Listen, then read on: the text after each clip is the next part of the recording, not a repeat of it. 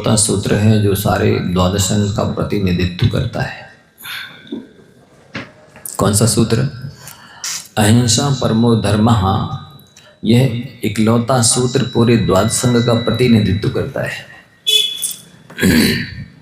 यदि कोई पूछे एक शब्द में धर्म का सार,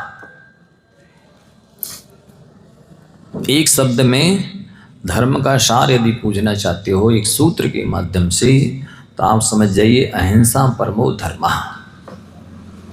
अहिंसा ही परम धर्म है। गुड नहीं, बेटर नहीं, बेस्ट धर्म है। इसके अंतर्गत ही सारा जिनशासन समाहित है, पूरी भगवान की दिव्य ध्वनि समाहित है, पूरा शास्त्रों का निचोड़ साइंस समाहित है। जो कुछ भी किया जाता है वह सब अहिंसा की सिद्धि के लिए किया जाता है। यदि अहिंसा की कमी हो रही है तो बाकी के व्रतों की सार्थकता नहीं मानी जाती है, बाकी के व्रतों के पालने का औचित्य नहीं माना जाता है। और अहिंसा की सिद्धि हो रही है तो बाकी के व्रतों का पालन नहीं हो रहा हो तो भी सार्थकता मानी जाती है। तो कल बताया था कि एक हिंसा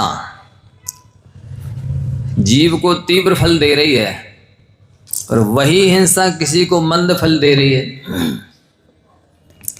तो दृष्टांत दिया गया था कि कोई कोतवाल है, किसी चोर को या अपराधी को द्वेष बुद्धि से मार रहा है, तो वो उसकी पिटाई उस पीटने वाले के लिए अनल्प फल देगी, बहुत फल देगी, दुख देगी। और कोई दूसरा कोतवाल है जो उसे सुधारने के उद्देश्य से, छड़काने के लिए भविष्य में ये ऐसी गलती ना करे, इस प्रकार की शिक्षा देने के उद्देश्य से यदि करता है तो उसे वही हिंसा मंद फल देगी।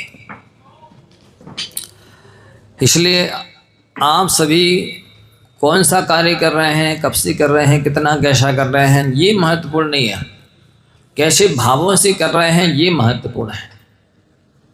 उस क्रिया के साथ आपकी श्रद्धा कितनी है। देव पूजा हो, गुरु पास्ती, स्वाध्याय, संयम, दान हो, इस विषय में लगाएंगे तो, और उधर असी मसी, कृषि, शिल्प, विद्या, वाणिज्य, आराम, परिग्रह, विषय कषाय के जो सांसारिक काम हैं उनके विषय में लगाएं। सर्वत्र यही देखना होगा कि उसके प्रति आपकी रुचि, आपकी लगन, आपकी आसक्ति, आपकी उसके प्रति कितनी कषाय है, उसके अनुरूप उसका फल मिलने वाला है। कल दृष्टांत दिया गया था कि आप देखेंगे युद्ध में, उसी युद्ध में राम भी शामिल हैं, उसी युद्ध में लक्ष्मण जी भी शामिल हैं, और भरत भी हैं, शत्रुघ्न भी हैं।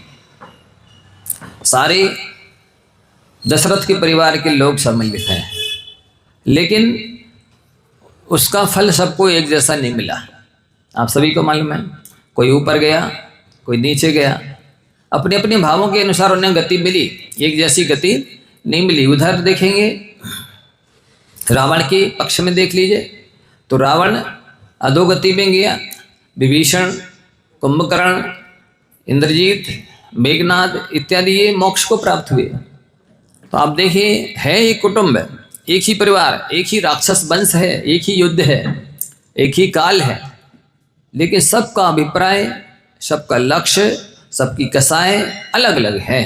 इसलिए उनको सबको उसका फल अलग अलग मिला। महाभारत में देख लीजिए, महाभारत युद्ध में कौरववंशी जितने भी दुर्योधन, दुशासन इत्यादि हैं, वे देखो कौन सी गति को प्राप्त हुए। इधर देखिए आप, पांडव हैं, अर्जुन, धर्मराज, युधिष्ठिर, भीम, नकुल, सहदेव इत्यादि, इनको कौन सी गति मिली। तो ये आपको समझना है। कहाँ आदिनाथ भगवान के वंश में देखिए, आदिनाथ भगवान को 1000 साल लगा केवल ज्ञान उत्पन्न करने में, बाहुबली भगवान को 1 साल लग गया केवल ज्ञान उत्पन्न करने में, और उन्हीं के बड़े पुत्र भरत को अंतर्मुहूर्त में केवल ज्ञान हो गया। वंश कुटुंब एक ही है। वो तीनों ही सर्वार्थ सिद्धि से आए थे, तीनों ही छायक सम्मेदिष्टि थे, चरम शरीरी थे, तद्भव मोक्षगामी थे, छायक सम्मेदर्शन था, बरज में सब नारा संगनन था, सब कुछ वही काल था चौथा, लेकिन फिर भी अलग अलग समय लगा। तो आपको देखना होगा कि एक ही परिवार में, एक ही कुटुंब में रहने वाले लोग भी एक जैसी गति को प्राप्त नहीं होते, और ना ही वे सब एक गति से आए हैं। कोई स्वर्ग से आया, कोई पशु गति से आया, कोई नरक से आया, कोई मनुष्य से ही मनुष्य बना। तो आना भी उनका भिन्न भिन्न गतियों से हुआ और जाना भी उनका भिन्न भिन्न गतियों में हुआ। तो सभी धर्मात्मा हो या सभी पापात्मा हो, कोई एकांत नियम नहीं है। तो आदिनाथ भगवान के परिवार में यद्यपि लगभग सब मोक्षगामी हुए, आदिनाथ हों, भरत हों, बाहुबली हों, वृषभसेन, गणधर हों, और भी उनके 100 भाई भरत के, सब ने दीक्षा लेकर मोक्ष प्राप्त किया, प्राया करके मोक्ष गए। तो ये नियम नहीं है कि एक कुटुंब में जन्म लेने वाले सब स्वर्ग जाएंगे कि मोक्ष जाएंगे, कि स्वर्ग मोक्ष कहाँ जाएंगे। आचार्य विद्यासागर जी महाराज के परिवार में देखिए आप, उनके माता पिता ने भी मुन्यारी का दीक्षा ली थी, मल्लप्पा जी ने, श्रीमती जी ने। आचार्य श्री योग सागर जी, समय सागर जी, उनके बड़े भाई उत्कृष्ट सागर जी, चारों भाइयों ने मुनि दीक्षा ली। उनकी दोनों बहनों ने आर्य का दीक्षा ली थी, ठीक है, बीमारी की वजह से, लेकिन मोक्ष मार्ग में तो लगी हुई है, अभी भी धर्म ध्यान कर रहे हैं। तो ये व्यक्ति के अपने स्वयं के निजी भाव होते हैं। व्यक्ति का अपना स्वयं का निजी पुरुषार्थ होता है, वो किस ढंग का पुरुषार्थ करता है, किस ढंग के भाव करता है। ये कोई नियामक नहीं है कि उस क्षेत्र में रहने वाले जितने हैं सबके एक से भाव हो गए। उसी क्षेत्र में रहने वाले एक के भाव विशुद्ध हो रहे हैं तो वो मोक्ष को प्राप्त कर रहा है। और देखो चक्रवर्तियों में भी देख लीजिए आप, सारे चक्रवर्ती मोक्ष नहीं गए, 2 नरक गए, सप्तम नरक गए, 1 स्वर्ग में गए, बाकी मोक्ष गए। तो कोई पद कि चक्रवर्ती इसलिए मोक्ष जाएंगे उसी भाव से, ऐसा भी नियम नहीं है। तो आपको ये दृष्टांत इसलिए समझाए गए हैं कि आप भी उसी परिवार में, घर में, गृहस्थी में रहते हैं, उसी नगर में रहते हैं, लेकिन सबको एक जैसा फल नहीं मिलेगा। जिसकी जैसी विषयाशक्ति है, जिसकी जैसी तीव्र कषाय है, घृणा है, ईर्ष्या है, नफरत है, द्वेष है, वैर है, विरोध है, उसके अनुसार फल मिलने वाला है। कई बार तो जैसे मान लो माँ बाप की बुराई चल रही है और जितनी संतान है उनकी निष्प्रयोजन बैरी बन गए। जो माँ बाप की बैरी है उनकी संतान के बैरी, भले संतान का कुछ नहीं बिगाड़ा है, लेकिन ये मोह और अज्ञान की वजह से इस तरह से संसार बढ़ा लेते। आप समझो, उनका कुछ बिगाड़ा नहीं संतान का, माँ बाप की बुराई चल रही, बैर चल रहा है, इसलिए संतान के भी बैरी विरोधी हो गए वो, तो उनसे भी चल रहा है। अथवा माँ बाप का अपमान कर दिया तो संतान ने बैर बांध लिया, उसका कुछ नहीं किया, अपमान नहीं किया, कोई बैर नहीं बांधा, कोई हानि नहीं पहुंचाई, लेकिन मोह के वश होकर के, अज्ञान के वश होकर के बैर बांध लेता है, कर्म बांध लेता है, संसार बढ़ा लेता है। तो ये सारा विवेक आपको होना चाहिए कि जो हम कर रहे हैं इसका फल परिवार को नहीं मिलने वाला।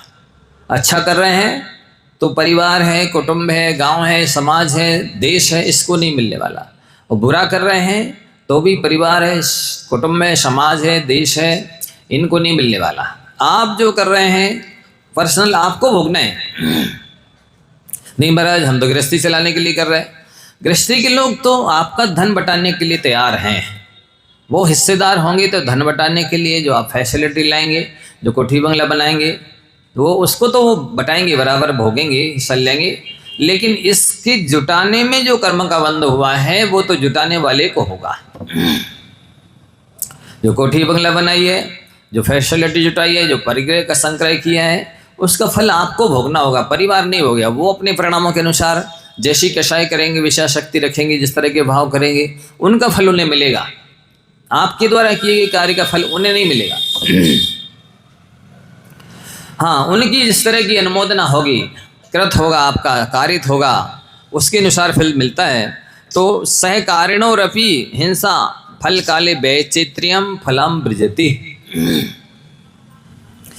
एक साथ भी एक ही क्षेत्र में, एक ही काल में, एक ही प्राणी के साथ में हिंसा या युद्ध किया गया है, अन्याय या पाप किया गया है, ताड़ना प्रताड़ना की गई है, लेकिन एक जैसा फल नहीं मिलने वाला है। जो जैसे भाव करेगा उसका भाव अगला वैसा होगा। आप चाहे मोह के वशीभूत होकर के खूब धन कमाएं और खूब सारा आराम परिग्रह करें, चाहे ज्ञान के वशीभूत होकर करें, चाहे विषया शक्ति के वशीभूत होकर करें, आपका फल आपको मिलने वाला है। कोई नहीं बटाता है, फल तो व्यक्ति को पर्सनल ही बांधना पड़ता है, उसके फल को स्वयं भोगना पड़ता है। हाँ इतना हो सकता है कि मान लो आपका स्वास्थ्य खराब हुआ तो जो आसपास साथ साथ रहने वाले लोग हैं ज़्यादा से ज़्यादा डॉक्टर के यहाँ ले जाएंगे, चेकअप करा देंगे, दवाई ला देंगे, सिर पे हाथ रख देंगे, कुछ थोड़ा बहुत सहयोग मदद सेवा टहल कर देंगे। लेकिन जो कर्म बांधे हैं उनका फल तो आपको स्वयं भोगना होगा, दूसरा नहीं बताएगा। मान लो दूसरा आपको बाध्य कर रहा है पाप करने के लिए, विषय भोग करने के लिए, धन कमाने के लिए, कोठी बंगला बनाने के लिए, फैसिलिटी जुटाने के लिए, तो वो बाध्य कर सकता है, पर आपके भाव को बाधित नहीं कर सकता है, आपके भावों को परिवर्तित नहीं कर सकता है। वो आपके भाव बिगाड़ना और सुधारना आप पर निर्भर करता है। बिगाड़े हैं तो उसके अपराधी आप कहलाएंगे, सुधारे हैं तो आप उसके जो है साधक पुरुषार्थी आप कहलाएंगे। ये यहाँ समझाया जा रहा है। इसलिए कुल मिलाकर के आपको स्वयं के परिणामों को पढ़ना होगा, पुराणों को पढ़ने के साथ साथ स्वयं की परिणति को भी पढ़ना होगा, तब आपका भला होने वाला है। पुराण पढ़ने से परिणति पढ़ी गई ऐसा नहीं होता है। पुराणों को पढ़ने के साथ साथ जो आप परिणाम कर रहे हैं यानी भाव कर रहे हैं, उसका परिणाम अर्थात रिजल्ट, फल कैसा होगा वो आपके भावों के अनुसार होगा। कोई क्षेत्र आपको जबरदस्ती बाध्य नहीं कर सकता है कि आपको ऐसे भाव करने होंगे। कोई व्यक्ति, स्त्री या पुरुष आपके भावों को बनाने या सुधारने को बाध्य नहीं कर सकता है। वो निमित्त हो सकता है, माध्यम हो सकता है, साधन हो सकता है, प्रेरक हो सकता है, लेकिन कर्ता उपादान स्वयं होंगे, क्योंकि स्वतंत्र कर्ता। व्याकरण में एक सूत्र आता है कि करने वाला स्वतंत्र होता है, प्रेरक कर्ता नहीं माना जाता, वो तो निमित्त ही माना जाएगा, वो साधक ही माना जाएगा, साधन माना जाएगा, पर ही माना जाएगा। इसलिए आपने यदि भाव बिगाड़े हैं तो आप उसके कर्ता हैं, और संभाले हैं तो आप उसके कर्ता हैं। इसलिए भेड़ चाल मत चलिए, नहीं वो जाने, वे कौन जाने, पतिदेव जाने, पतिदेव के जाने। आप स्वयं अपने कर्ता भोक्ता स्वामी हैं, इसलिए आप अपनी जिम्मेदारी समझिए, आप अपना उत्तरदायित्व तो समझिए, आप अपनी जो है रिस्पॉन्सिबिलिटी क्या है इसको समझिए। आप लोग सुन रहे हैं ना, घूंघट डाल के तो चलना है, लेकिन घूंघट में नहीं रहना है। हाँ, समझ के चलना है, भेड़ चाल मत चलो। एक भेड़ चली, उसके पीछे पीछे सब चली गई, और ऊपर से मान लो गिरे पहाड़ से नीचे खाई में, तो एक के पीछे कहो सैकड़ों हजारों हो तो वो सब गिर जाएंगे। ऐसे भेड़ चाल में तो नहीं आप लोग समझ। स्वयं अपना पर्सनल निर्णय रखिए, अपना दिमाग, अपनी बुद्धि, अपना क्षेत्रम, अपना सोच स्वतंत्र होना चाहिए। व्यक्ति की हर चीज़ की सीमा हो सकती है, दायरा हो सकता है, हर चीज़ की सीमा दायरा हो सकती है, लेकिन भावों की सीमा दायरा नहीं हो सकता है। उसको तो जेल के अंदर रख करके भी, कोठी बंगले के अंदर रख करके भी, कहीं पर भी रख करके भी भावों को सीमित नहीं किया जा सकता। भावों को विराट रखना चाहिए, स्वतंत्र रखना चाहिए। सोच जो हो वह स्वतंत्र होनी चाहिए। या आप किसी से बंध जाते हैं, समाज से, घर से, कुटुंब से, गृहस्थी से, जाति से, तो आपकी सोच सीमित हो जाती है। यह आपकी अपनी कमी है। आपको अपनी सोच विराट रखनी चाहिए, बंधन में नहीं होना चाहिए। तो यहाँ कहा जा रहा है कि एक साथ भी हिंसा की जाए तब भी फल एक जैसा नहीं मिलेगा। फल तो आसक्ति के अनुसार, फल तो कसाय की तीव्रता के अनुसार, जितना होगा आपका उतना मिलेगा। ये निश्चित है कि जैसे सांप पिटारे में रहता है तो देवता नजर आता है। नाग पंचमी को लोग दूध रखते हैं, कोई ले आए पिटारा लेकर के, तो उसमें जो है ना कुछ पैसे डाल देते हैं लोग, नंग देवता। अब वो अपनी अज्ञानियों की मान्यता अपनी है। तो ध्यान से सुनिए, सांप पिटारे में रहता है तो देवता नजर आता है। वही सांप जब कभी कदाचित घर में निकल आता है तो अज्ञानियों के द्वारा मिर्च की धोनी इत्यादि के द्वारा लाठियों से पीटा जाता है। ठीक इसी तरह से मनुष्य का मन जब संयम के पिटारे में रहता है तो वो भी देवता माना जाता है। वो अष्टद्रव्य से पूजा जाता है, नवदा भक्ति की जाती है, पर उसी मनुष्य का मन जब संयम के पिटारे के बाहर हो जाता है तब वो भी कंस और रावण की तरह पीटा जाता है। समझ में आ रहा है? हाँ, इसलिए अपने मन को संयम के पिटारे में रखिए, तभी उसकी पूजा होगी। यदि वो संयम के पिटारे से बाहर होगा तो वो उसी तरह से कंस और रावण इत्यादि की तरह मारा जाएगा।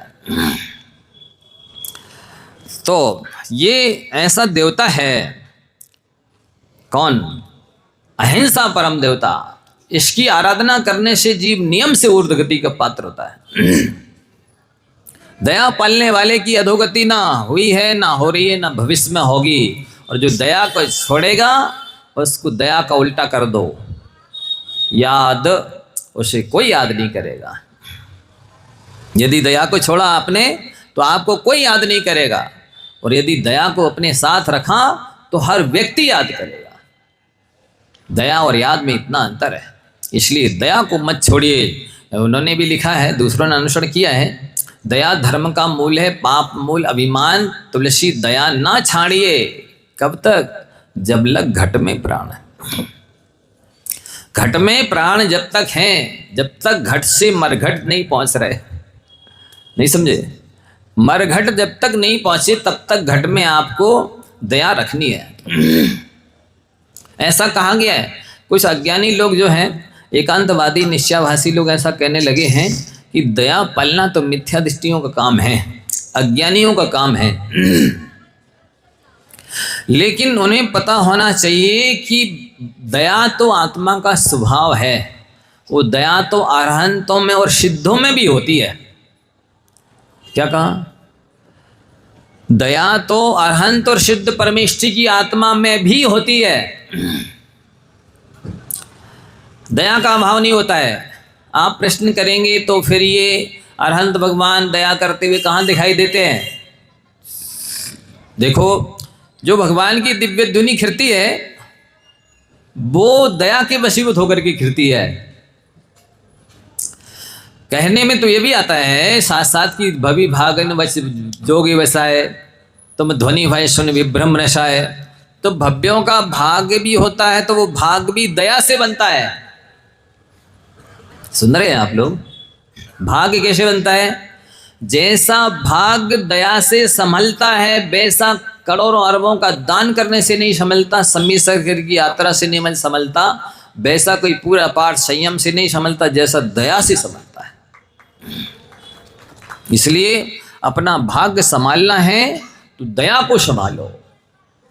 दया से भाग्य संभलता है। जब लग घट में प्राण है तब तक आपको दया नहीं छोड़नी है। आचार्य महाराज को आपने देखा होगा,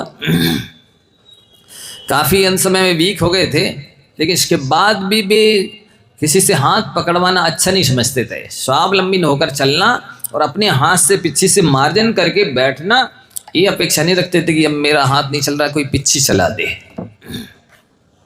ये कहलाता जब लग घट में प्राण। जब तक घट में प्राण है तब तक आपको दया नहीं छोड़नी है। ये दया ही आपको मोक्ष दिलाएगी। तो एक साथ आप रह रहे हैं, एक साथ आप भोग रहे हैं, व्यापार कर रहे हैं, मकान दुकान बना रहे हैं, क्या कर रहे हैं ये महत्वपूर्ण नहीं है। इससे एक जैसा फल नहीं मिलेगा। फल तो आपको आपके भावों का मिलेगा। आपकी जैसे भाव होंगे, जैसी आसक्ति होगी, जैसी रुचि होगी, जैसी निर्दयता होगी, परिणाम कठोरपना होगा, कालापना होगा, असंयम होगा, आयतनाचार होगा, आलस होगा, उसके अनुसार आपको कर्मबंध होगा, उसका फल मिलेगा। आपको कोई जबरदस्ती किसी गलत काम के लिए प्रेरित कर रहा है, इससे आपको उसका फल भी पूरा भोगना पड़ेगा, ऐसा नियम नहीं है। आरंभ परिग्रह में विषय कषाय में कोई आपको लगाए और आपके भाव ना हो और फिर उसके लगाने से आप लग जाएं, तब भी आपको फल नहीं मिलेगा। फल तो जब आपके अंदर आसक्ति उत्पन्न हो जाएगी, वैसी भावना उत्पन्न हो जाएगी, रुचि उत्पन्न हो जाएगी, जितनी कषाय उत्पन्न हो जाएगी, तब आपको फल मिलेगा। किसी की प्रेरित करने से, लगाने से, बाध्य करने से आपको उनके फल नहीं मिलेगा। अब देखिए, हमारे मुनिराज हैं, ध्यान में बैठे हैं, उनके ऊपर कोई कितनी उपसर कर रहा है, सांप डाल रहा है कि अग्नि में डाल रहा है कि उनके अग्नि के आभूषण पहना रहा है, क्या कर रहा है, इससे फल नहीं मिला। फल तो उनको अपने भावों का मिला। शिष्य दर्शन को कितने लोगों ने शिष्य विचलित करने की कोशिश की, विचलित कोशिश की गई, लेकिन वो हुए नहीं, वो उन पर ऊपर निर्भर था।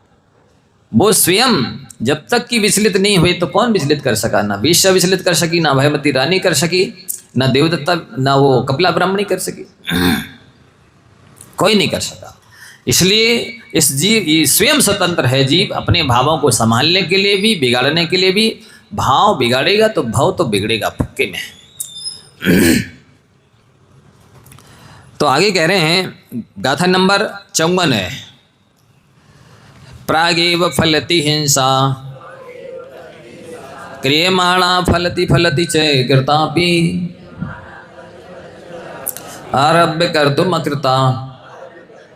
यहाँ अल्पविराम लगाना पड़ेगा, ये यति दोष कहलाता, यति भंग दोष। रुकना यहाँ लग रहा है एक क्षण हो गया यहाँ, लेकिन अब पी इस तरफ जाएगा। विफलति हिंसानुभाविने प्रागेव फलति हिंसा क्रियमाणा फलति फलति च कृतापि आरभ्य कर्तुम अकृता। विफलति हिंसानुभाविने। बोले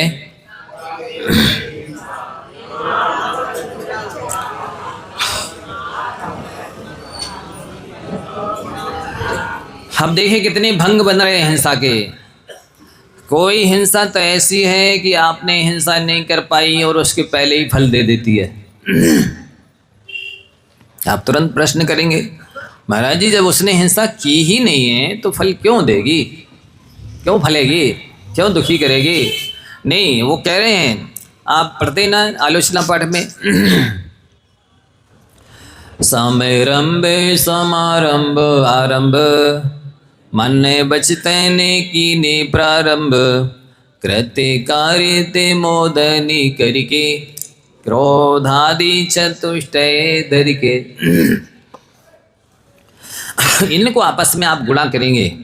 समरंभ समारंभ आरंभ 3 हैं, इन 3 का गुणा करिए मन वचन से तो 3 का 9 हो जाएंगे। इन 3 के 9 का गुणा करें कृत कार्य तन मोदना से तो 9 या 27 हो जाएंगे। इस 27 को आप क्रोध मान माया लोभ इन 4 से गुणा कीजिए तो 108 हो जाएंगे। ये कर्माश्रव के 108 द्वार होते हैं। कर्मों की आने की ये स्रोत हैं, ये माध्यम हैं, इनसे कर्म आकर की आत्मा में चिपकते हैं। ये 108 दरवाजे आप बंद करेंगे तब आप कर्मबंध से बच सकेंगे। यदि एक भी दरवाजा खुला रहा तो जैसे नाव में एक भी छेद हो और वो सुई की नोक बराबर भी क्यों ना हो, भले ही थोड़ा थोड़ा पानी आ रहा हो, लेकिन थोड़ा थोड़ा आते आते भी नाव भर जाएगी और नाव डूब जाएगी और नाव में बैठने वाले भी भले भी समझदार हों पर फिर भी मझधार में ही रहेंगे। क्या कहा? भले समझदार हों पर मझधार में ही रहेंगे, क्योंकि उन्होंने अपनी नाव का छेद बंद नहीं किया है। तो आपको समझना है समरंभ क्या कहलाता है? किस है? हाँ, कोई भी काम करने के पहले आपने जो संकल्प किया है, जो निर्णय लिया है, जो सोचा है कि मुझे ऐसा करना है, बस आश्रय और बंद उसी क्षण हो गया। मन में सोच लिया मुझे शादी करानी है, कर्मबंध हो गया। मुझे घर बनाना है, कर्मबंध हो गया। मुझे दुकान खोलनी है, कर्मबंध हो गया। अब आप शादी करा पाए चाहे नहीं, घर बना पाए चाहे नहीं, दुकान खोल पाए चाहे नहीं, चला पाए चाहे नहीं, पैसे अर्जन कर पाए चाहे नहीं, कर्मबंध तो हो गया। इतने मात्र से भी आपको नरक में जाना पड़ सकता है। आप सुन लीजिए, कोई सोचे मुझे कत्ल खाना खोलना है कि दारू का ठेका चलाना है, खोलना है कि पीना है कि मांस खाना है कि बेचना है, या कोई भी जीव को इसका मर्डर करना है मुझे, ऐसा सोचा, अब संगी पंचेंद्री की मनुष्य की हत्या करने का, मर्डर करने का पाप बंद हो गया। अब आप उसको मार पाए चाहे नहीं, हो सकता है कि वो व्यक्ति, जैसे आपने सोचा कि वो फलाना व्यक्ति वहाँ गया है, लौट के आएगा, मैं मार डालूंगा। अब उस जीव की आयु पूरी वहीं हो गई, वो यहाँ तक आ ही नहीं पाया, पर आपको तो उसकी मर्डर का पाप लग गया। क्यों लगे महाराज, वो तो अपनी आयु पूरी होने से मरा है, हमने तो कुछ चला ही नहीं पाया अस्त्र शस्त्र। नहीं, मन का अस्त्र तो चल गया है। एक अस्त्र होता है, एक शस्त्र होता है। शस्त्र हाथ से पकड़ के मारा जाता है, अस्त्र हाथ से फेंक कर मारा जाता है। तो आपने मन से तो अस्त्र फेंक कर मार ही दिया उसको। अस्त्र मार दिया, शस्त्र नहीं मार पाए आप। समझ रहे हैं? हाँ तो बोलो। हाँ, समझ रहे कि नहीं, सुन रहे कि नहीं? कितने प्लान बना रहे हैं आप, कितनी योजनाएं बना रहे हैं, क्या क्या सोच रहे हैं, वो सब कर्मबंद हो रहा है। ये लड़की को ऐसा पढ़ाएंगे, ऐसा ही बनाएंगे ऑफिसर, ऐसी शादी करेंगे, ऐसा करेंगे, कर पढ़ पाए चाहे नहीं, शादी हो पाए चाहे नहीं, कर्मबंद तो हो गया है। संतान पैदा करना कर्तव्य है। देखो ऐसा है, सबसे वकील साहब ध्यान से सुनना, संतान के प्रति आपका कर्तव्य पढ़ाना लिखाना शादी विवाह करना ये नहीं है। सबसे पहला कर्तव्य ये है कि आप अच्छे संस्कार दो, जैसे कुंद कुंद स्वामी की माँ देती थी, शुद्धोसी बुद्धोसी निरंजनोसी संसार माया परिवर्जितोसी। हे पुत्र, तुम शुद्ध हो, बुद्ध हो, निरंजन हो, तुम में सिद्ध बनने की क्षमता है, तुम सिद्ध बन कर के अपनी आत्मा को हमेशा हमेशा के लिए सुखी बनाओ। वकील साहब, ये है आपका कर्तव्य। ये कर्तव्य नहीं है कि कुछ समय यहाँ पढ़ाएं 8वीं 10वीं और बाद में भोपाल, बम्बई, दिल्ली, कलकत्ता, बेंगलोर, पुणे भेज दिया और बे बढ़िया फ्रेंडशिप रिलेशनशिप कर रहे हैं और व्यसन कर रहे हैं, सारे भोग रहे हैं, सारे पाप कर रहे हैं, अब आपके कंट्रोल के बाहर हो गए। हम तो पढ़ा रहे लिखा रहे, हमारा बेटी पढ़ रही, जॉब कर रही है, और वो लड़कियां स्वयं महाराज की भरी सभा में कह रही हैं, महाराज 95% लड़कियां अपना कौमार्य खो चुकी हैं। लड़की स्वयं अपने मुंह से कह रही, भरी सभा, लड़का लड़कियों की सभा में मुनि महाराज से, कि लड़कियां 95% अपना कौमार्य खो चुकी हैं। ये आपका कर्तव्य है, जाके उसको चलती फिरती वेश्या बना दो, ये आपका कर्तव्य है। बोलो वकील साहब, संतान के प्रति यही कर्तव्य है कि उनको अच्छे संस्कार देते, पाठशाला भेजते, पाठशाला चलाते, संस्कार देते, सत्संगति में लाते। कोई लाया अपने बेटा बेटियों के? मैं तो समझता हूँ आप सब निपुते हैं जो अपने बेटा बेटियों के हमारे पास नहीं लाए, साधुओं के पास नहीं लाए, ना सत्संगति कराई, ना सत्संस्कार दिलाए, ना सत्शिक्षा दिलाई, और ना उनको प्रेरणा दी कि बेटा मनुष्य पर्याय मिली है। अभी तो 95% लोगों को यही नहीं पता कि मनुष्य पर्याय काय के लिए मिली। बोलो, काय के लिए मनुष्य पर्याय मिली? केवल आत्मकल्याण करने के लिए मिली है। क्योंकि 3 गति 83,99,999 योनियों में आत्मकल्याण नहीं किया जा सकता है। एक जो स्टेज है जो आपको मिल गई है, जिस योग्यता को लेकर आप बैठे हैं, यही आत्मकल्याण हो सकता है, अन्यत्र नहीं हो सकता। तो पहले आप सबका कर्तव्य था कि आप प्रेरणा देते, संगति सत्संगति में लाते, सत्संस्कार दिलाते, सद्ज्ञान दिलाते, और इसके बाद यदि वे नहीं संभलते, सुधरते, नहीं लेते दीक्षा, आत्मकल्याण के मार्ग में ना बढ़ते, भी बिगड़ जाते, तो फिर आपका कोई दोष नहीं था। क्योंकि आपने नहीं बेटा और पढ़ो, अच्छे नंबर लाओ, अच्छे रैंक बनाओ, अच्छी सर्विस करना है, ऊंची पोस्ट प्राप्त करना है, ये सब आपने प्रेरणा दी। गला काट प्रतियोगिता में आपने स्वयं उसको सम्मिलित कर दिया। इतने नंबर आना चाहिए, ऐसी रैंक बनना चाहिए, ले लो इतने पैसे जितने चाहिए हों, और फ़ोन कर देना, बिल्कुल जो चाहिए वो सब कर देना। उसके लिए कोचिंग कर रहे, सब कर रहे, लेकिन पाठशाला के लिए समय ही नहीं है हमारे बेटे बेटी को। वो नहीं आ पाएगा, उसे होमवर्क करना है। ये आपका कर्तव्य है? नहीं, ये कर्तव्य नहीं है, ये राक्षसों का काम है, जो स्वयं राक्षस बनना नहीं छोड़ते हैं और ना अपनी संतान को राक्षस बनना छुड़ाते, वो राक्षसी बनाते। कसाई अपने लड़के को कसाई बनाता है, समझ रहे? बड़े अपने बेटे को बड़ा ही बनाता है, कुम्हार अपने बेटे को कुम्हार ही बनाता है। आप भी उसी श्रेणी के होंगे जो आपने बना दी अपनी संतान को। बाकी सब बुरा तो नहीं लग रहा? नहीं लग नहीं रहा, तो दिक्कत है, लग जाता तो ठीक हो जाता। डॉक्टर साहब को भी नहीं लग रहा? यही तो गड़बड़ हो रहा है हमारा, अभी जो है ना श्रम सार्थक नहीं हो रहा है। अच्छा, इनको बुरा भी बुरा सा लग रहा है। तो संरंभ कहलाता है किसी भी काम को करने का संकल्प करना। मकान बनाने का संकल्प करना, दुकान खोलने का संकल्प करना, शादी कराने का संकल्प करना, और भी संसार के कोई भी काम। जैसे आपने संकल्प किया, निर्णय लिया, मन में सोचा, कर्म बंद हो गया। अकेला संरंभ भी आपको नरक ले जा सकता है। फिर समारंभ कहलाता है, मान लो दुकान में मकान बनाना है तो उसके लिए मटेरियल इकट्ठा करना, ईंटें बुलाना, गटर जो क्या बोलते गाटर वगैरह जो आइटम चाहिए है वो सब सामग्री को कलेक्ट करने का नाम समारंभ है। आप जिस समय में ईंटें, पत्थर और जो भी मतलब चौखट वगैरह सभी इकट्ठी कर रहे हैं, उसी समय यदि आप मर गए तो जो मकान बनाने में हिंसा होती उतना फल पूरा भोगना पड़ेगा। आप मकान तो बना ही नहीं पाए, उस मकान में नहीं रह पाए, उस दुकान में नहीं रह पाए, दुकान नहीं खुल पाई, चला नहीं पाई। लेकिन जो आप सामग्री इकट्ठी कर रहे थे उसी समय मर गए या आयु बंद हो जाए तो फिर आपको उसी के अनुरूप आयु का बंद होगा। जो आरंभ कर रहे हैं, जो परिग्रह में लगे हैं, जो विषय कषाय में लगे हैं, उतने ही पाप का फल भोगने के लिए आपको नीचे जाना होगा। महाराज बना ही नहीं पाई हमने दुकान, मकान बना ही नहीं पाई है? नहीं कर पाए आप, लेकिन आरंभ तो कर ही रहे थे ना, भाव तो वही था ना। तो ये समारंभ करने पर भी उतने ही पाप का फल भोगना होगा। बोलो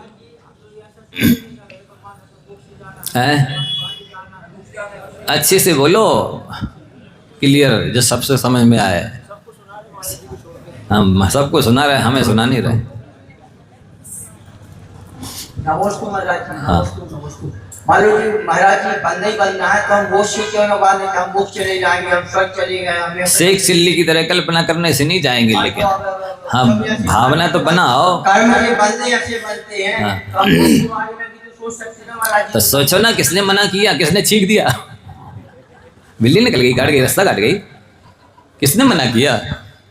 करिए ना, वही तो हम कह रहे हैं कि आप अच्छे अच्छे भाव करिए, देव पूजा के, गुरु पास्ती के, स्वाध्याय के, संयम के, तप के, दान के, ये अच्छे अच्छे भाव कीजिए। तो हम स्वयं कह रहे हैं कि हम दीक्षा लेंगे, संकल्प तो कीजिए, भाव तो बनाइए।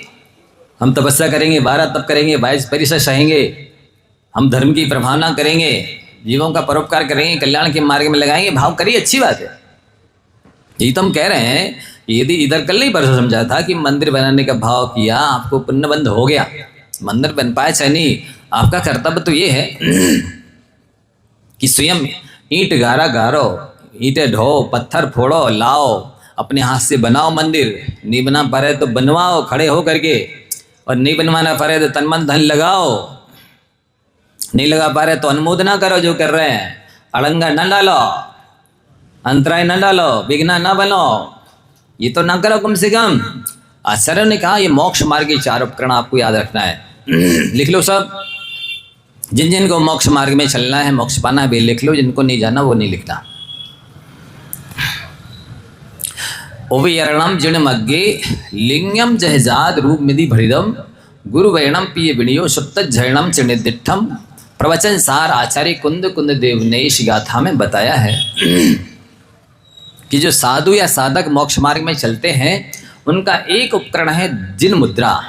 नग्न मुद्रा एक उपकरण है, माध्यम है, साधन है। इसको लेकर के ही वे मोक्ष मार्ग में चल सकते हैं, चलते हैं, जाते हैं।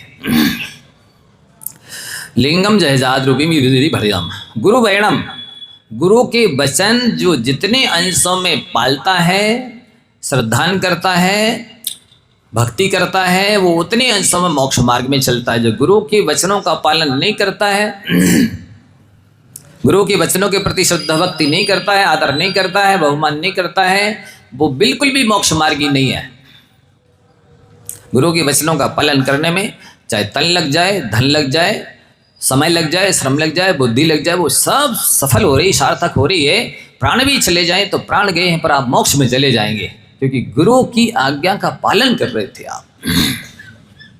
गुरु वैणम, ये गुरु के वचन मोक्ष मार्ग का उपकरण है, साधन है, माध्यम है। ये मोक्ष मार्ग में चलने के लिए फ्लाइट के समान है। क्या? गुरु के वचनों का पालन करना, गुरु की आज्ञा का पालन करना।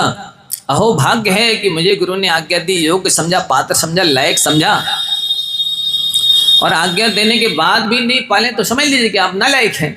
अयोग्य हैं, अपात्र हैं, जैन नहीं है, धर्मात्मा नहीं है, सम्यक दृष्टि नहीं है, निकट भव्य नहीं है, आप अधर्मी हैं, अज्ञानी हैं, पापी है, मिथ्या दृष्टि है, दीर्घ संसारी है, महामूर्ख हैं, मूर्ख नहीं महामूर्ख। हाँ, मूर्ख श्रोमणी है वे। ये क्योंकि कुंद देव कह रहे हैं कि ये साधन है, गुरु की आज्ञा का पालन करना मोक्ष मार्ग में चलने का साधन है। तो जिन मुद्रा 1, गुरु के वचनों का पालन करना 2, वीरणम जिणमग्गिल लिंगम जहजात रुम्बिधि भरिदम यथाचार मुद्रा गुरु वैणम। ये विनय और विनय, जो विनम्र होगा, श्रद्धालु होगा, धर्मात्मा होगा, भक्त होगा, तो वो तो विनय करेगा ही। और विनय वही कर सकता है जो उनकी आज्ञा में तत्पर होगा, तो वो विनय कर रहा है। जो आज्ञा नहीं मान रहा है वो हाथों से भले हाथ जोड़ ले, सिर झुका ले और साष्टांग लेट जाए, पर विनय वो नहीं मानी जाती। आज्ञा का पालन करना ही उनके प्रति विनय का, श्रद्धा भक्ति का सूचक माना जाता है। अब देखिए, जो कोई व्यक्ति बाप को माने पर बाप की ना माने, तो वो बाप को मानता है? बाप को वही मानता है जो बाप की बात मानता है। क्यों वकील साहब, नहीं आए समझे? बाप को वही मानता है जो बाप की बात मानता है। जो बाप की बात नहीं मानता है वो बाप को नहीं मानता। जीवन भर पानी नहीं दिया, मरने के बाद में फोटो लगाकर उसके ऊपर फूल की माला पहनाओ, ये श्रद्धा भक्ति का परिचायक है? बताइए। जीवन भर बाप को पानी नहीं दिया, मरने के बाद उनकी फोटो पर माला टांगो, ये श्रद्धा भक्ति का परिचायक है? ये ढकोसला है, ये बगला भक्ति है, ये ढोंग है, ये मायासारी है, ये केवल मन कसाई की पुष्टि का साधन है। हमने तो नहीं करी पूजा, हमारे बेटा हमारी पूजा करें इसलिए हमने टांग लिए फोटो, ये ढकोसला है। फोटो टांगने से नहीं, वास्तव में उस व्यक्ति में और चित्र में कोई अंतर नहीं है जो पुरुषार्थ नहीं करता है। बताइए, ऐसा तो स्टेच्यू भी खड़ा है, चित्र भी टंगा है, तो आप में और उसमें क्या अंतर है? आप में यही अंतर है कि आप धर्म को धारण कर सकते हैं, कर्तव्य का पालन कर सकते हैं, वो फोटो वो स्टेच्यू नहीं कर सकता है। यदि आप भी नहीं धर्म का धारण कर रहे हैं, कर्तव्य का पालन कर रहे हैं, तो आप में और स्टेच्यू में, उस फोटो में कोई अंतर नहीं है। तो यहाँ कहा जा रहा है, समारंभ कर लिया तो भी उतनी पाप लग गया। समारंभ किया, कौन सा समारंभ? मकान बनाने का, दुकान बनाने का, दुकान खोलने का, ये सामग्री जो आइटम जो अभी धनतेरस आ रही ना, जो सम्यक दृष्टि होंगे, धर्मात्मा होंगे, मितव्ययी होंगे, परिग्रह प्रमाण करने वाले होंगे, वे कोई वस्त्राभूषण नहीं खरीदेंगे, ना कोई वाहन, ना कोई बर्तन नहीं खरीदेंगे। और जिनको ढेर लगाना है वस्त्रों का, बर्तनों का, परिग्रह का आडंबर जोड़ना है, वे ही खरीदी करेंगे, वे महाज्ञानी हैं। इस धनतेरस को क्या है वो धन्यतेरस? जब भगवान महावीर स्वामी ने योग निरोध किया था, अंतिम ध्यान लगाया था मोक्ष पाने के लिए, उससे वो धन्य हुई थी तेरस। तुमने इसको बाजार का सामान समझ, बाजार का कार्यक्रम समझ लिया, मार्केटिंग का सामान काम समझ लिया, धंधा बना लिया धनतेरस को। यह अज्ञानता है, ये मिथ्यात्व है, ये महापरिग्रही जीवों का काम है। ये जो सम्यक दृष्टि दयालु होंगे वो कोई चीज़ नहीं खरीदेंगे। और धनतेरस के दिन मुख्य रूप से ये गाड़ी ले आओ, ये बर्तन ले आओ, ये ले आओ, ये ले आओ। कई लोग तो दीपावली को कुछ खरीदे चाहे नहीं, झाड़ू खरीदने में लगे। हाँ, बेकचरा की तरह झाड़े जाएंगे जो झाड़ू खरीदेंगे दीपावली को। बिल्कुल, अभी सुनाऊंगा, आने दो दीपावली। अभी तो मैं ये बता रहा हूँ ना, आपको ये नहीं करना है, ना धनतेरस को कुछ खरीदना है, ना दीपावली में फटाके फोड़ना है। सुन लो, फटाके फोड़ने का मतलब है कि इनडायरेक्ट में नोटों में आग लगाना और डायरेक्ट में अपने पुण्य में आग लगाना। भी महानिर्दयी हैं, पापी हैं, अज्ञानी हैं जो दीपावली को फटाके फोड़ करके धर्म समझते हैं, जिससे ध्वनि प्रदूषण, वायु प्रदूषण, जल प्रदूषण, मानसिक प्रदूषण, प्रदूषण ही प्रदूषण होना है, वो धर्म होता है। ये धर्म के नाम पर नाटक है, ये धर्म के नाम पर, अहिंसा के नाम पर हिंसा है। ये त्याग, जहाँ भगवान महावीर ने मोक्ष प्राप्त किया हो, तुम अहिंसा के बल पर उस अहिंसा की तुम हिंसा कर रहे हो और मोक्ष प्राप्त करोगे? बिल्कुल नहीं। दीपावली के दिन तुम हिंसा कर रहे हो, तुम नियम से नरक जाओगे। महाराज ऐसा अभिशाप ना दो, हम नहीं दे रहे, ये लिख रहे आचार्य देव। जो हिंसा करेगा वो नरक जाएगा। और साथ ही भी दीपावली को जुआ खेलेंगे, जीत गए तो अब अगला साल अच्छा रहेगा। महामूर्ख कहेंगे, पाप करके सुखी होना चाहता है, व्यसन करके सुखी होना चाहता है। अब तुम्हारा अगला भविष्य साल अच्छी हो रही होगी तो नहीं होगी, क्योंकि तुमने जुआ खेला है, व्यसन खेला है। ये व्यसन तो नरक में ही ले जाते हैं। महाज्ञानी पापी जो होते पशु, बेजुआ खेलते हैं, व्यसन करते हैं। तुम दीपावली को धर्म ध्यान करना चाहिए था, पूजा पाठ करनी चाहिए थी, विशेष रूप से आहार दान इत्यादि देना चाहिए थे। बेशक छोड़ के फटाके फोड़ने में लगे, जुआ खेलने में लगे और ये धंधा बिक्री करने में लगे। सम्यक दृष्टि नहीं हो सकते, जैन नहीं हो सकते, धर्मात्मा नहीं हो सकते। समारंभ करोगे तो भी उतनी फल मिलेगा, और आरंभ मतलब उस काम को करना शुरू कर दिया लेकिन कर नहीं पाए तो भी पूरा फल मिलेगा। मन लगाओगे तो भी पूरा फल मिलेगा, वचन लगाओगे तो भी पूरा फल मिलेगा, और काय लगाओगे तो भी पूरा फल मिलेगा। स्वयं करोगे तो भी पूरा फल मिलेगा। दूसरों से कराओगे नहीं, वो बेटा नाती पोता है, उसको खा लें दो रात में, उसको फोड़ लें दो फटाका, थोड़ी सी फुलझड़ी जला लें दो, तुम्हारी फुलझड़ी भी जलेगी, चिंता ना करो, जल्दी लुगरिया लगेगी तुम में भी, पक्का है। अहिंसा को समझे ही नहीं, स्वयं नहीं करती महिलाएं, पर सारे परिवार से कराती। नहीं महाराज इनकी तो खाली खिलने के देने, अभी बिल्कुल तुम नाम की भी धर्मात्मा नहीं हो। नहीं नहीं, यहाँ की महिलाओं की बात नहीं कर रहे, आप लोग बहुत अच्छे हैं। नहीं, ये अपने ऊपर ले ले तो इनका भला, हम क्यों करें? हमको बुरा नहीं बनना ना वकील साहब, नहीं समझे? हमको बुरा नहीं बनना, इसलिए हम इनडायरेक्ट में कहेंगे कहेंगे तो इन्हीं से, लेकिन इनडायरेक्ट में कहेंगे कि आप लोग बहुत अच्छे हैं। आपसे नहीं कह रहे, दूसरों से कह रहे हैं, लेकिन क्या इन्हीं से रहे जिससे इनको बुरा न लगे। जैसे आप लोग ना डॉक्टर साहब, उनको लगाते भी जाते हैं इंजेक्शन और पुचकारते भी जाते हैं, ऐसे ही हम करते हैं।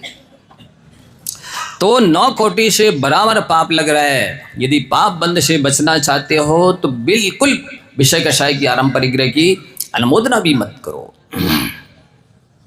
समारंभ समारंभ आरंभ समझो, मन में सोचा बंद हो गया। समारंभ सामग्री किसी भी चीज की विषय कषाय की इकट्ठी कर रहा हो, बंद हो गया, और वो आपने फल नहीं भोग पाया, हम नीचे बता रहे हैं। तो प्रागेव फलति हिंसा, हिंसा करने के पहले फल दे देती है। मतलब आपने जिस समय विचार किया था कर्मबंध उसी समय हो गया था, अब उसकी अवधि, उसकी मर्यादा, उसकी जो कालावधि पूरी हुई, वो फल देना शुरू कर देगी। अब आप हिंसा कर पाएँ चाहे नहीं, उसका फल भोग पाएँ चाहे नहीं, लेकिन फल तो मिलेगा। इसलिए लिख दिया प्रागेव हिंसा फलति। फिर क्रियमाणा फलति, आप हिंसा कर रहे हैं, जैसे मान लो कोई कसाई, अब वो छुरी को या तलवार को टीरा पेना कर रहा है, शार्प कर रहा है, उसी समय वो उससे उसी का हाथ कट गया। हिंसा करते करते उसने अपना फल दे दिया। क्यों दे दिया? क्योंकि भाव तो पहले किया था ना, उसी समय कर्मबंध हो गया था, अब आधा काल समाप्त हो गया, उसकी कालावधि समाप्त हो गई, पूरी हो गई, उसने करते करते ही आपको ही फल दे दिया। तो हिंसा करने के पहले भी फल मिल सकता है। अब ये कहने आती है, महाराज जी हमने कौन से पाप किए हैं, हमें सब तरह से कर्म परेशान किए हैं। हम बोलते हैं ये बता दो पहले कौन से नहीं करे, क्या कौन से नहीं करे ये बता दो। कोई कसर रखी है पाप करने में? कोई बुद्धि की, शक्ति की, कोई चीज़ की कमी रखी है? पूरी ताकत लगा दी है, और जितने कर सकते थे उससे ज़्यादा पाप किए, और अब कहते कौन से पाप किए? भगवान से छुपा रहे हो? भगवान साक्षी है, और किसी जा अकेले में रहे हो, अंधेरे में रहे हो, एकांत में रहे हो, कहीं भी रहे हो, लेकिन आपकी आत्मा साक्षी थी, वो आत्मा नहीं मर गई थी। इसलिए आचार्य कहते हैं जो व्यक्ति जिस समय गलत काम करता है वो उसी समय मर जाता है। बाद में इसके प्राण तो बाद में निकलते हैं, निकले या नहीं निकले बात की बात है, लेकिन वो मर चुका है जिस समय उसने गलत काम किया है।